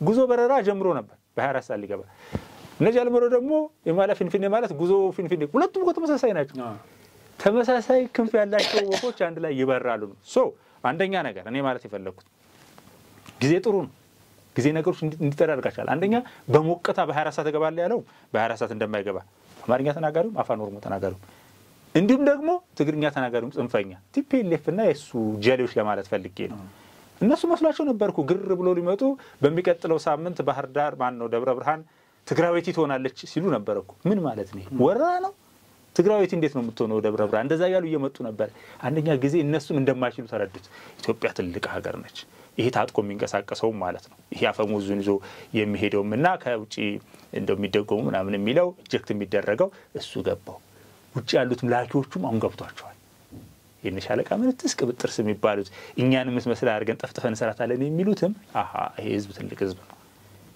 አናቆም እኮ ኢትዮጵያን ህዝብ እኮ በነገራችን ላይ እናቆም ይያደር ነው ለምሳሌ 2000 አሁን ከወጣን በኋላ የነበረው ምርጫ ምንድነው 2002 ላይ ነው እኮ ያለው ትኒ በነገራችን ላይ ትላንትና ነበር መፈታው 14 አመት እንጨርሽ 14 አመት ተፈርዶብኝ ነበርና ትላንትና ነበር ሞጣው ቅድም ያጫወትኩ ነበር ከዛ ልጅ ወለድ ከዛው እንዴ አየ ሰው ያለው አይደለም የሚሆን 14 አመት ወየን እንደዛ ለምን ድረታ ሰው እንገባበታለን መከራ ኢትዮጵያ ላይ ስለመጣ ማለት ነገሮችን ስለቆላለፋቸው ትንሽ አስተሳሰብ የነበረው ኃይል ስለነበረ ቲፒኤልኤፍ ያደረገው ምንድነው ህዝቡን ይጣላል ኢትዮጵያን ይጣላል ይከፋፍላል አሁን የዘራው ዘር አይደለም ወይ የበቀለ ያለው ኢትዮጵያ እኮ ስሟ እንዲነሳ አይፈልግም ነበር መሪያቸው እኮ ጨርቁ ሲል የነበረ ሰው እኮ ነው አይደል ሰንደቅ ዓላማን የባህር በርን እኮ ግመለ ውሃ ማጠጫ ሲል የነበረ ሰው ምናምን ስለ አንድነት ስለ ፍቅር ማንሳት አትችልም ነበር አሁን እኮ እንምጣ ከተባለ ክቡር ጠቅላይ ሚኒስትሩ ስለ ኢትዮጵያዊነት ነው ስለ የፈጣሪን ስም ነው የሚያነሱት ምንድነው የሚሉት ጉዞ ተጀምሯል ይሄ አስፋልት ላይ ፎቅ አልሰራሁ የሚለው የጠበበ ኃይል ይሄ የቲፒኤልኤፍ ወልድ ነው አይደለም ሀገር ሰፋ ብላ ነው መሄድ መቻል ያለበት ተብሎ የሚኬድባቸው እና ጊዜ እንደዛ ሆኗል ህዝቡ መጀመሪያ መስሎ ነበር እውነትም በ24 ሰዓት ገባለው ሲል ኢማላፊንፊንም ሲል ወይንም ደግሞ ጉዞ በረራ ብሎ ሲጀምር ሊመስል ይችላል ነገር ግን በሂደት ህዝቡም ተረድቶት ነው አሁን ከዚህ ከነካ ካደረገው የሁሉም ቋንቋ ተናጋሪ ጽንፈኛ ኃይል ራቅ ብሎ ኖ ማለት የጀመረው ብቻም ሳይሆን ይሄውም ተሯሩጦ በ24 ሰዓት ገባለው ብሎ ይገባው ቆሙ ብሎ ሲያስበው ገባው ጫካ ይገባው በሙሉ ኮንዶ ለመዝረፍ ለመግደል ለሪፕ ለማድረግ ማለት የለብንም አንዳንዱ መስሎት ይገባል ተታሉ ለዛ ኮን ሁሉ ጊዜ እጅ ተዘርግቷል የምንለውና ሲመለከቱት ህዝቡን የተዘረፈ ያለው አዛውንቶች ናቸው የተገደሉ ያሉት መምህራን ናቸው የሚርሽ ኖ ለዚህማ አልገባንም ብለው ይገቡ ነው ተጸጽተው ይገቡ ነው ጀግና ሀገር መከላከያ ሰራዊት ደግሞ ሁሉ ጊዜ በየመንደሩ እየዞረ መታገስ የሌለበት ሚሊሻን በማሰልጠን ፈጥኖ ደራሾችን በማሰልጠን እያስረከበን ያለው በአሁኑ ሰዓት እና ቀጣዩ ጊዜ ብሩህ ነው እውነት ነው የኢትዮጵያ ቀን እየመጣ ነው ያለው ይሄን ምንም ማድረግ አይቻልም እና እኔ ወደ ሌላው አንደኛው አጀንዳ እንድናነሳ አገበያ ያሰብኩት ነገር እንግዲህ ከዚህ ከቀይ ባህርና ከዲፕሎማሲ ጋር በተያዘም ደግሞ አንስተዋል። ክቡር ፊልድ ማርሻል የሚያነሱት ነገር አለ ነካ እናደርገዋለን ወደ በኋላ ላይ። ክቡር ጠቅላይ ሚኒስትሩ ደግሞ ያሏቸው ነገሮች አሉ። መቼስ ያለመታደል በዓለም ላይ ኢትዮጵያ የባህር በር ከሌላቸው ሀገራት በህዝብ ብዛቷ ትልቅ በመሆን አንደኛ ነች። ነምበር 1 ላይ ያለችው በነገራችን ላይ ትልቅ ህዝብ ቁጥር ይዛ የባህር በር የመጨረሻው ማን እንደሆነ ታውቃለህ? ቫቲካን ነች። ቫቲካን በነገራችን ላይ 800 ነው 900 አካባቢ ነው ዜጎቹ እና 130 ሚሊዮን ህዝብ ያላት ኢትዮጵያ ትልቋ ኢትዮጵያ ከላይ ያለች ከታች ደግሞ 900 ሰው ቫቲካን እንደዛ ናቸው። 1000 እንኳን አይሞሉ ዜጎቹ አሁን 1000 መብቶ ሊሆን ይችላል። እና ያጣንበት መንገድ ክቡር ፊልድ ማርሻል ምንድነው ያሉት? ተቀምጠን እንኳን ለማለት ከውጭ የመጣ ኃይል አይደለም በቀኝ ተገዝተን እንኳን ለማሉ የባህር በሩን ያጣነው ስንባላ ስንተረማመስ ነው ብለዋልና እንደው ስለዚህ የዚህ ባህር በር ጉዳይ እጃችን እስከምናስገባው ድረስ በጣም አጀንዳው መደጋገም አለበት። ያው እኛም ብዙ አንድ የህግ ሰውም እዚህ ጋብዘን የተቀማንበት መንገድ ትክክል እንዳልሆነ በደንብ ህግ እያጣቀሰ ያለ ምንም ጨዋታ ጭምር ከበርበራ ጋር አንስተን እንደው ቅድም አንተ የነገርከኝ ነበር አንድ መረጃ እንደተደለ በርበራ ልክ ነህ። አሁን ምንድነው መሰለህ ሀገራት ለብሔራዊ ጥቅማቸው ሲሉ ከህግን ተላልፈው ሁሉ ብሔራዊ ጥቅማቸውን ነው ለማስከበር ህግን ተላልፈው ሁሉ የሚያደርጓቸው ነገሮች አሉ። ሜት ኢዝራኤል ብለው አሁን እኛ የባህር በር በርበራን ከኤምኦዩ ስንፈራረም ተንጫጫ ዓለም የኛም ሰዎች ጭምር ማለት ነው የኛ ባንዳዎችም ጭምር ከሶማሌ ጋር እንቆማለን ከግብጽ ጋር እንቆማለን የሚል በጣም በጣም አሳፋሪ ነገር በከፍተኛ ደረጃ ማሙቀው እንትን አደረጉ። ይሄ ጥላቻ ይሄ እልህ በቃ ሀገር በቃ ኢትዮጵያ ላይ ነው እንግዲህ ይሄ ታርጌቱ። በጣም የሚገርም አሁን ትናንትና አሜሪካኖች በርበራ ነበሩ። ያን ጊዜ አንዱ ኢትዮጵያን ከተቃወሙት ኃይላት አንዱ ሶማሊያ ሰቨርጂኒቲ መከበር አለበት ያለው አሜሪካ ነው። ከዛ ውጪ የሚደረግ ነገር አልቀበልም ያለው ማለት ነው። አሁን አሜሪካ ምንም አይነት የሶማሌን ፍቃድ ሳይጠይቅ በርበራ በተደጋጋሚም ውይይት ሲያደርጉ ነበር። የተለያየ ቡድን ያለው ኃይል የመከላከያ እና ደህንነት ከፍተኛ የምክር ቤት አባላት የፕሬዝዳንቱ እንትን አማካሪ የመሳሰሉት ሰዎች መጥተው ከሶማሌላንድ ፕሬዝዳንት ጋር በጣም በብዙ ነገሮች ተወያይተዋል ለናሽናል ኢንተረስታቸው። ይሄ ማለት አሜሪካ ሶማሌላንድ ውስጥ የጦር ሰፈር ልትገነባ ማለት ነው። ምንም ጥያቄ የለውም። ይሄንን ልታደርግ ኦልሞስት አሁን ወደ መጨረሻ እንትን እየደረሱ ነው። አሜሪካኖቹ ሊቃወሙ አይችሉም። እንዴት ተደርጎ እንትን የሌላት ሀገር አለ። ግን ከዛ መተው ልባርክ ከዛ መተው እነሱ ይሄንን እያደረጉ ይሄ ሌላን ሀገር ህልውና እንትን ለማለት ምናምን ለምንድነው መንግስትን መቃወም ስላለባቸው ብቻ አብይ ላይ እንዲህ አይነት አጀንዳ አምጥቶ እሱ የሆነ ታዋቂነት ያገኛል ወይ የሆነ ነገር ልክ የሱ ጥቅም የሆነ ጊዜ ደግሞ ምን የሚል ሁሉ ተነስቷል። ኦሮሞማ ሊስፋፋ ምንድነው ኩሽ ምናምን የሚል ብቻ የሆነ አሳፋሪ ነገር ይሄን ሲያነሱ ነበር። በፓርቲ ደረጃ ይሄን ሲያነሱ ነበር። ይሄ ዩቲዩበር ምናምን የምትለው ተው መቼም እሱ ለሆዶ የተከተረ ነው። ሳንቲምን ካልኩሌት አድርጎ ነው የሚሰራ ነው። ህሊና የሚባል ሀገራዊ ፍቅር የሚባል ከውስጡ ስለጠፋ ማለት ነው። አሜሪካኖች እንግዲህ እስከ ዛሬ ያው ጅቡቲ የነበረው የአሜሪካ ኃይል ምን ታያለ። አሁን ግን አየህ እዚህ ቻይና ስላለች አሜሪካ ይሄንን ባላንስ ለማድረግ ኦኬ ይሄን ቀጠና ለመቆጣጠር እንዲያመቻት በርበራ እየገባች ነው። አሁን አሜሪካ ኦኬ እየገባች ነው። የጦር ሰፈር ትመሰረታለች፣ ባህር ኃይሏን ታሰፍራለች ምናምን። በመሰረቱ ፍትህ ቢኖር የዓለም እንትን ፍትሃዊ ቢሆን ኢትዮጵያም በዚህ ጉዳይ መጠየቅ አለባት። የቀጠናው ሀገር እኮ ነች። ገባ እዚህ መጥቶ ይሄን ኃይል ሲሰፍር የቀጠናው ሀገራት ሁሉ ፍትህማ የእንትን ጉዳይ ሆነ እኮ ሜት ኢዝራኤል ያልኩ ነው ቅድም ብለ የጉልበት እውነት ይባላል። ኢትዮጵያ አሁን አንዱ ትልቁ ነገር ብንደማመጥ ምን ብንል ችግሮቻችን በጋራ እየተወጣናቸው መሄድ የሚቻል ቢሆን ኖሮ እንደውም አሜሪካኖቹ በዚህ መልኩ መምጣታቸው ጥሩ ነው። በዚህ መልኩ ባያስገባቸው ኖሮ የሚያደርጉት ምንድነው የሆነ ግጭት እዛ ጋር ይፈጥራሉ። ከዛ ሰላም እናስከብራለን ብለው ነው የሚገቡት። ኢራቅ የተገባው ሊቢያ የተገባው ምንድነው እሱ? አዎ ኤኒዌይ በቃ እንትን ለማለት ሰላም ለማስከበር በቃ ከሶማሌ ጋር ወደ ጫፍ የደረሱ መሆናቸውን ነው የሚያሳየው። ትናንት አንድ ሰፊ ዘገባ ወጥቷል። እሱን በጣም በዝርዝር በሌላ ፕሮግራም በጣም በዝርዝር ልሰራው እኔ እንትን ብያለሁ። እና አንዳንዴ እኛ እዚህ ቁጭ ብለን መውጫ አተን ኦኬ አሜሪካ እኮ መውጫ ፍለጋ አይደለም አሁን እዚህ የምትመጣው ወታደራዊ ኃይሏን አስፍራ ዓለም ላይ ያላትን የኃይል የበላይነት ለማስጠበቅ ነው ቀጠናው ላይ የመጣችው። እኛ ግን ጉሮሮአችን ታንቆ መውጫ መግቢያ አተን ያለን ኃይሎች ነን። የህልውና ጉዳይ ነው። ለማንኛውም ምንድነው እንደ በመሰረቱ እኮ አንዳንድ ዘገባዎች እኮ እንደሚያመለክቱት ይሄ የእንትን እስራኤልና ፊሊስጤም አሁን የኢራቅ ኢራን ጋር የሚደረጉ ግጭቶች በስተጀርባ እኮ ሌሎች ፕሮጀክቶች ለምሳሌ ይሄ ቦንጎሮዮን ፕሮጀክት የሚባል አሁን እስራኤሎች እንደ አንድ እንትን የያዙት ጋዛን እኮ ነፃ አድርገው ከፊሊስጤም በጋዛ ላይ የውሃ መተላለፊያ ቦይ ለመገንባት ይሄ የግብጽ ህልውናን ሁሉ አደጋ ላይ የሚጥል ተብሎ እኮ የተተነተነ ፕሮጀክት አለ። ወደ ሲናይ እንደውም ሲመጡ ከዛ የሚፈናቀሉት ለዛ ነው የዘጋቸው ይባላል። ወደ ግብጽ ሂዱ ወደ ሌላ ሀገር ሂዱ ተቀበሉ ተብለዋል። ሌሎች ሀገሮች ሁሉ አሜሪካ ይሄን እያደረገ ነው። ለምን የጋዛ ሰርጥን በዛ የውሃ መተላለፊያ ለማድረግ ማለት ነው። እነዚህን አጥፍቶ እነዚህን የጋዛ ህፃናት ምን ይሄ ስደተኛ ካምፕ የሚደበደበው ሁሉ ከዚህ ጋር የተያያዘ ነው በመሰረቱ። እና ሰዎች እንትኖች ሀገራት ለብሔራዊ ጥቅማቸው ጉልበት ያላቸው ብዙ ነገር ያደርጋሉ። የሚጠይቃቸውም የለም ጉልበት ያላቸው። እኛ ግን ኦኬ ጉልበት የለንም። አሁን ከነዛ ጋር ስንነጻጸር ፍትህ ግን ያስፈልገናል። የባህር በራችንን አላግባብ መነጠቃችን እውነት ነው። እንደገና ከጎረቤት ባህር በር ማግኘት እየተገባን ወይም ይሄን ያደረግነውን ጥረት ሁሉ ኖ አይ በዚህ መንገድ መሄድ የለባቸውም ያሉ ሀገራት ራሳቸው ደግሞ መተው በተጨማሪ አሁን እዛ ስምምነት አድርገው ወደ ጦር ሰፈርነት አካባቢውን የመቀየር ስራ እየሰሩ ነው።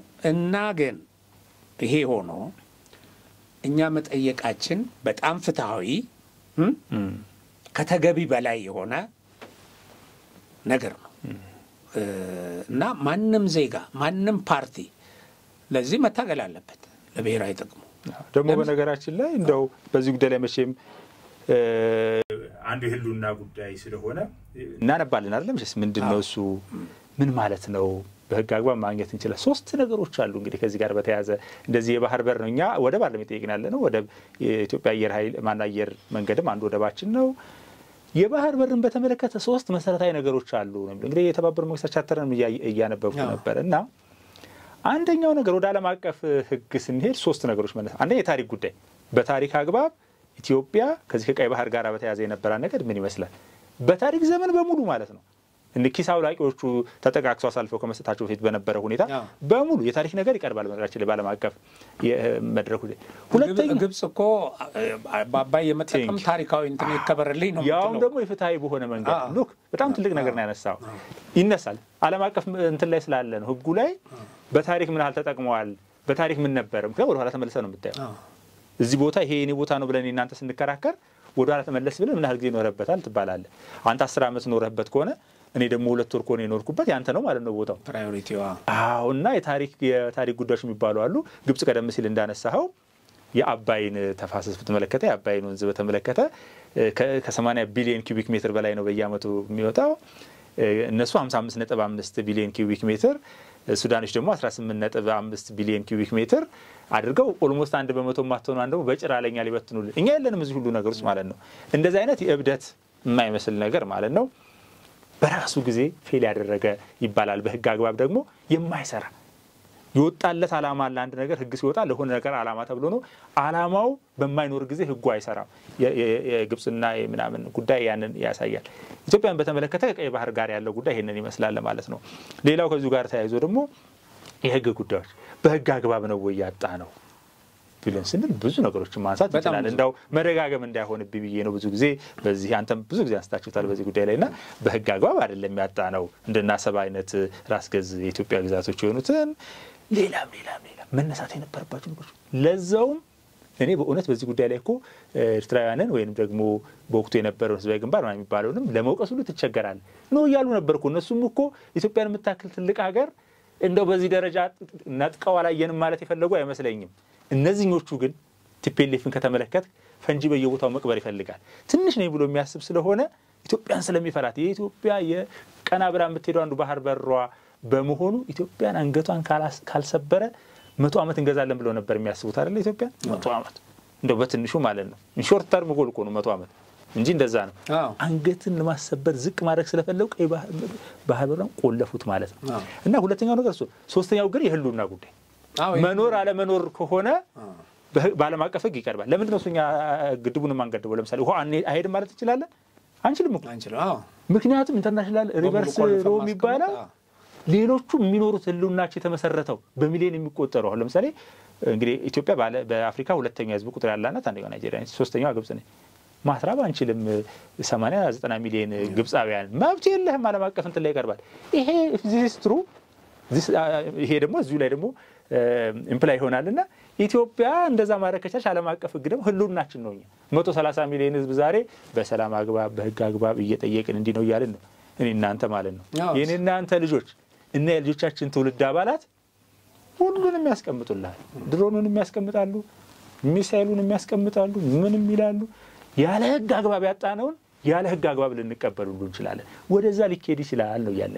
አሁን ግን በመንግስት በኩል እየተሄደበት ያለውን መንገድ ከተመለከተን በሰላማዊ መንገድ በህጋዊ መንገድ አንዴ ሶማሊላንድ የምንሄደው ሰተን ኢትዮጵያ በዚህ በቀጠናው ላይ ብዙ ሪሶርስ አላት። አንዱ አሁን የህዳሴ ግድብ ነው። እንግዲህ ይሄ ለቀጠናው የኃይል ምንጭ ይሆናል ተብሎ የሚታሰበው ፓወር ሃውስ እና ሌሎችም ሶማሌ የሚጠቀመው እኮ የኢትዮጵያን ወንዝ ነው። ምንም እንትን የለውም እኮ ሶማሌ ለምቶ ለዓለም ገበያ የተለያዩ እንትኖች ሁሉ የሚያቀርቡት እኮ ከኢትዮጵያ ሶማሌ ክልልን አቋርጦ በሚሄድ ውሃ ነው የሚጠቀሙት። ጅቡቲም እንደዚሁ እነዚህን ሀገራት በቃ ይሄን ጥቅም በደንብ ይጠቀሙ፣ ኃይል ከኢትዮጵያ ይወሰዱ። ኢትዮጵያ ደግሞ የ130 ሚሊዮን ህዝብ ሀገር ናት። ከፍተኛ ወታደራዊ አቅም አላት። ስለዚህ ይሄንን ቀጠናውን ሰላም ለማስከበር ቀጠናው ላይ ደግሞ ሌሎች ሀብት ከኢትዮጵያ ተካፍሎ የሰው ኃይል ከኢትዮጵያ ወስዶ እንደዚህ ማድረግ ይቻላል። ተሳስረህ ስትሰራ ነው የምትጠቀመው። እና ሌላው ግን ሁልጊዜ አንድ ችግር ምንድነው የችግሩ ምንጭ ብለን ማሰብ ያስፈልጋል። አሁን ስለ ኑሮ ውድነት እናነሳለን አይደል? ኢትዮጵያ ለወደብ ከፍተኛ ገንዘብ ታወጣለች በዓለም። የባህር በር መጠየቅ የለባትም ብለህ የህዝቡ ኑሮ መሻሻል አለበት ብሎ መጠየቅ ደግሞ በጣም ነው እንትን የሚለው። ጦርነት አለ ኢትዮጵያ ውስጥ፣ ጥይት ይተኮሳል። ጥይት የሚገዛው በዶላር ነው። ኦኬ፣ የኑሮ ውድነት ስላለ መንግስት የኑሮ ውድነትን ያሻሽል ትላለ እና እነዚህ ነገሮች እርስ በርስ ይቃረናሉ። እና ኢትዮጵያ ውስጥ የኑሮ ውድነት የህዝቡን ጎስቋላ ህይወት መቅረፍ አለብን፣ መቀየር አለብን ካል የባህር በር ሊኖረን ይገባል። ሰላም ሊኖረን ይገባል። ጦርነት መቆም አለበት። አሁን እኮ 2 ሚሊዮን ህዝብ ነው የሚያስፈልጋት፣ ማነው ሰራዊት ነው የሚያስፈልጋት ብለዋል ፊልድ ማርሻሉ። ከህዝቧ ቁጥር አኳያ 2% አካባቢ ላውጣ ካል እንደዛ ብዙ ነገር እና እነዚህ ነገሮች መምጣት ችግሮቻችንን ሁሉ የሚፈቱ ናቸው፣ ህይወታችንን የሚቀይሩ ናቸው። እና ሁሉም ፓርቲ ይሄን መደገፍና እዚህ ላይ ህዝቡን ሞቢላይዝ ማድረግ አለበት። አሁን እነዚህ እኮ የባህር በር ጥያቄያችን አይሳካም ተብሎ የሚታሰብበት እኮ አንዱ እንግዲህ እስከዛሬ ድረስ ማለት ነው። አሁን እንኳን ወደ ጫፍ እየሄደ ነው፣ መቼም ብዙ ነገር ሰፍረን እየወጣን። ነገር ግን የውስጥ ችግራችን ነው አንዱ። ይሄን ነገር ጠይቀን ማሳካት አንችልም የሚባል የውስጥ አንድነት ሳይኖር ውስጥ ጦርነት እያለ ይሄ ይመጣል ተብሎ አይጠበቅም። እነዛም ጠላቶች የሚጠቀሙት እሱን ነው። እሱ ጋር ነው ጥይት እያቀረቡ ገንዘብ እያቀረቡ እሱን ነው ማባባስ የሚፈልጉት። ነዳጅ እያርከፈከፉ በቅጥረኞቻቸው ዩቲዩበሮች በቅጥረኞቻቸው አክቲቪስቶች አማካይነት ነዳጅ እያርከፈከፉ 24 ሰዓት በነገራችን 24 ሰዓት እየሰሩበት ነው ያሉት። በዚህኛው በኩል ነው ኢትዮጵያን የሚለው ኃይል ነው እንደውም የሚለሳለሰው የሚሽኮረመመው ምናምን የሚለው። እኔ እንደው አንዴ ክቡር ፊልድ ማርሻል ብርሃኑ እንዲህ ሰራዊቱ እኮ እየጠየቀኝ ነው እስከማለት ደረሱ። ማለት ሚዲያዎች እንትን አይሉ የሚሰራውን ስራ በተመለከተና ሰራዊቱ እየጠየቀኝ ነው ብለው ነበር ቲቪ ላይ ባደረጉት ላይ ግን እዚህ ድረስ ሲደርስ ያሳዝንም ያንድ ሀገር ያውም የኢትዮጵያ ትልቅ ሀገር ነች እኮ ነገራችን ላይ ድህነቱ ምናምን ነው እዚህ ድረስ ነው የሚደርሰው። እኔ አንድ ነገር ማንሳት ፈልጋለሁ። የባህር በር የማግኘትን ጉዳይ በተመለከተ ስለ ሁለቱ የተራቡ አንበሶች ጉዳይ እንደው ባነሳ በጣም ጥሩ የአንድ ሰው ንግግር ሲያደርግ እንደው ሞጫችንም ስለሆነ እንደው በምሳሌያዊ መንገድም ላንሳው ብዬ ነው። የቀሩ ነገሮች ካለ ተጨምርበታልና አንዱ በበረሃ ውስጥ እየሄድኩኝ ነው ብሎ ይነግረዋል ወዳጁ። በረሃ ውስጥ በጭልጥ ባለ በረሃ ውስጥ ነው እየሄድኩ ያለሁት። ምንም ሳር የለም፣ ቅጠል የለም፣ ምን የለም፣ በቃ አሸዋ ብቻ ነው። እየሄድኩኝ እያለ ሁለት የተራቡ አንበሶች መጡብኝ አለ ሊበል። ከዛ ዘልዬ ዛፍ ላይ ወጣዋል። ዛፍ ላይ ወጥቼ ረጅም ዛፍ ላይ አመለጥኳቸው አለ። ጓደኛው ግራ ተጋባ። እንኳን ዛፍና ሳር ቅጠልም የለም አላልክም ነበር? ያሁን ዛፉ ከየት መጣ አለ። ሁለት የተራባ አንበሳማ ሲመጣ የግድ ዛፉ መኖር አለበት አለ። ዛፉም ከየትም ይሁን ከየት መምጣት አለበት አለ። ምክንያቱም አለ ልበላ እንደዛ ነው የባህር በር ጉዳይ እንደዛ ነው እንዳልኩት። እኛ አሁን በተለያዩ መንገዶች እየተጠቀምን ያለ ነው እየጠየቅን ያለ ነው። የባህር በር የሚገኝባቸው ቦታዎች እንግዲህ በግዢ ሊሆን ይችላል፣ በኪራይ ለረጅም ዓመታት 99 ዓመት ሊሆን ይችላል፣ ቦታ በመለወጥ ሊሆን ይችላል። ኢትዮጵያ ትልቅ ነች፣ ፓወር ሃውስ ኦፍ አፍሪካ ነች እና እኛን የምንመግበው ዙሪያው ከኛ ላይ እኮ እየቀነጣጠቡ እኮ ነው። እንደው አንዳንዶቹ ሀገሮች እኮ በኮንትሮባንድ በምንም አድርገው ኑሯቸውን እየገፉ ያሉት አልፎ ተርፎ ይሄ ነገር መጋይ ስርዓቱን መያዝ መቻል አለበትና አሁን ምንድነው እንግዲህ የፊልድ ማርሻሉን እንትን ማንሳት አስፈላጊ ነው። ምክንያቱም እስከ ዛሬ ድረስ የኢትዮጵያ የጦር አዛዥ በዚህ ደረጃ ብሔራዊ ጥቅም በተመለከተ ለሕዝብ ተስፋ የሚሰጥ ነገር የተገለጸበት ወቅት የለም።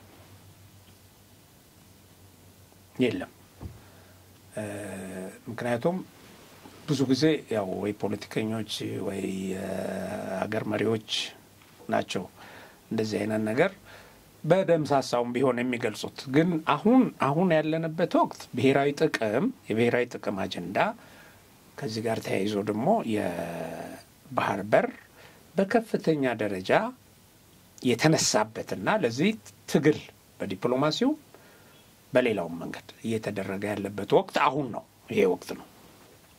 ይሄ ወቅት የሆነበት ምክንያት ኢትዮጵያዊ መንግስት ስለመጣ ጠንካራ ሰራዊት ስለተገነባ ነው።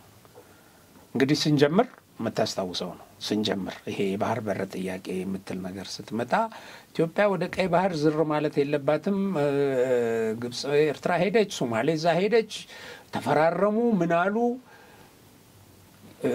ኢትዮጵያ ውስጥ በአንድ በኩል ህዝቡ ስጋት ውስጥ በቃ ገባ። እንዴ እነዚህ ሶስት ሀገሮች እንደዚህ አይነት ወታደራዊ ስምምነት ፈርመው አንተርፍም፣ ምን አለ ይሄ መንግስት አርፎ ቢቀመጥ የሚል ቀንም ቢሆን ከስጋት የሚነሱ ነገሮች ነበሩ። በሌላ በኩል ደግሞ ሀገሪቱን እንትን ሊል ነው፣ በቃ የማይገባ ነገር ያላቅሙ እንደዚህ ነው። እሱንም ደግሞ ብለው ከሶማሌ ጎን ከግብጽ ጎን በቃ ምናምን የሚል በታሪክ ወደፊት በጣም የታሪክ ቆሻሻ የታሪክ አጸያፊ ነገር ጥለው ያለፉ በጣም በርካታ ሰዎች አሉ። ሪከርድ ሆኗል። አሁን ይሄ በጣም ነው የሚያሳፍረው። እና እንደዚህ ተብሎ ስጋትም በከፍተኛ ደረጃ በቃ ይሄ የማይታሰብ ነገር ነው የተባለበት ነገር ነው። ይሄ በጊዜው ሶማሌላንድ ላይ ጥያቄው እንትን አለ። ኦኬ እየገፋ መጣ። ምንም ይሁን ምንም ኢትዮጵያ ግን የባህር በር ያስፈልጋታል። የባህር በር የሚባል አሁን አንዳንድ ሰው ተነስቶ ምን ይላል? አይ እንደ ያላት አይደለም እየከፈለች ትጠቀማለች ሸቀጥ ነው ምናምን ይላል። ኖ እሱ አይደለም። የህልውና ጉዳይ ነው። ባህር ኃይል ያስፈልጋታል። ቀይ ባህር ላይ የባህር ጥቅሟን የሚያስከብር ኢትዮጵያ መሳሪያ ጭና ስትመጣ የመሳሰለውን ስታደርግ ይሄን ሸቀጥ ታሳልፊያለሽ ይሄን አታሳልፊ መባል አለባት እንዴ? በባህር ላይ ውጊያ ቢከፈትባት ምን እንዴት ነው የምትመክተው? ስለዚህ እቺ ትልቅ ሀገር የዚህ ሁሉ ህዝብ ሀገር የባህር በር ያስፈልጋታል። የባህር በር ያስፈልገናል። ባህር ኃይል እንግዲህ ጠቅላይ ነው ኤታማዦሩ የተናገሩት የባህር ኃይል ገንብተናል፣ ጠንካራ የባህር ኃይል አሉ። የገነባ ነው የባህር ኃይል የቀጠናውን ሰላም በማስከበር አስተማማኝ ኃይል ነው አሉ የባህር ኃይል እና ኢትዮጵያ በየብስም በባህርም ራሷን ትከላከላለች። እንደገና ለቀጠናው ሀገራትም በቀጠናው ያለውን የሰላም ችግር በመቅረፍ ረገድ ባህር ኃይሉ አስተዋጽኦ እንዳለው ተናገሩ እና ባህር ኃይል የገነባ ነው እኛ ባህር ኃይል አላቸው ለመባል አይደለም። የተሳሰረ ነው ደግሞ ለነጠቀመበት ነው። አዎ የንግድ እንቅስቃሴዎቻችንም እኮ ሊጠበቁ ይገባል። ይሄ እንትን የበዛበት ቦታ ስለሆነ የባህር ላይ ውብድና በጣም የበዛበት ቦታ ስለሆነ ይሄም ደግሞ የኢትዮጵያ ባህር ኃይል እንዲፈርስ በመደረጉ ነው የሚባለው 83 ላይ እንጂ ብዙ አይታሰብ ነበር ነው የሚባለው። ያን ምክንያት ጠንካራ ነው በቃና ስለዚህ አሁን ምንድነው ይሄ አጀንዳ በዚህ ደረጃ በቃኛ የባህር በር ለኢትዮጵያ ይገባታል። የባህር ኃይላችንም በባህር ላይ ተልኮውን ይወጣል። ኢትዮጵያንስ ደግሞ ይሄንን የምታስተባብረው በቃ ይሄ ማለት የሆነ ጥግ የት ይሁን ምናምን እሱ ሌላ ጉዳይ ሆኖ በቃ የኢትዮጵያ የባህር በር የማግኘት ጉዳይ አስተማማኝ ደረጃ ላይ መድረሱን ነው ይሄ የሚያመለክተው። አስተማማኝ ደረጃ ላይ በሁለት መንገድ በዲፕሎማሲ ጥንካሬያችን በሰራዊታችን ቁመና ዲተር የማድረግ ቁመና በዚህ እኮ መጥቶ የነበረ ግብጽ እኮ መሳሪያ ጭኖ እኮ መቋደሾ ውስጥ እኮ ማራገፍ ጀምሮ ነበር። ይሄን እኮ ማድረግ በአደባባይ ምንም በነገራችን በቃ እንደዚህ ያድርገው። ከዛ ደግሞ እነዚህን የሀገር ውስጥ ባንዳዎች የኢትዮጵያን ጠላቶች እነሱ አሉልን በቃ ብለው ኢትዮጵያን በዚህ እናዳክማለን፣ ለዚህ ኃይል መሳሪያ እናቀበላለን፣ ያም ቀበላለሁ ከግብጽም ይሁን ከማንም ሁሉ እያለ ማለት ነው ባለበት ይሄን ሰብሮ ወጥቶ ኢትዮጵያ ወደ ባህር በር የመቅረቧ ባህር በር ማለት የሸቀጥ መተላለፊያ አይደለም።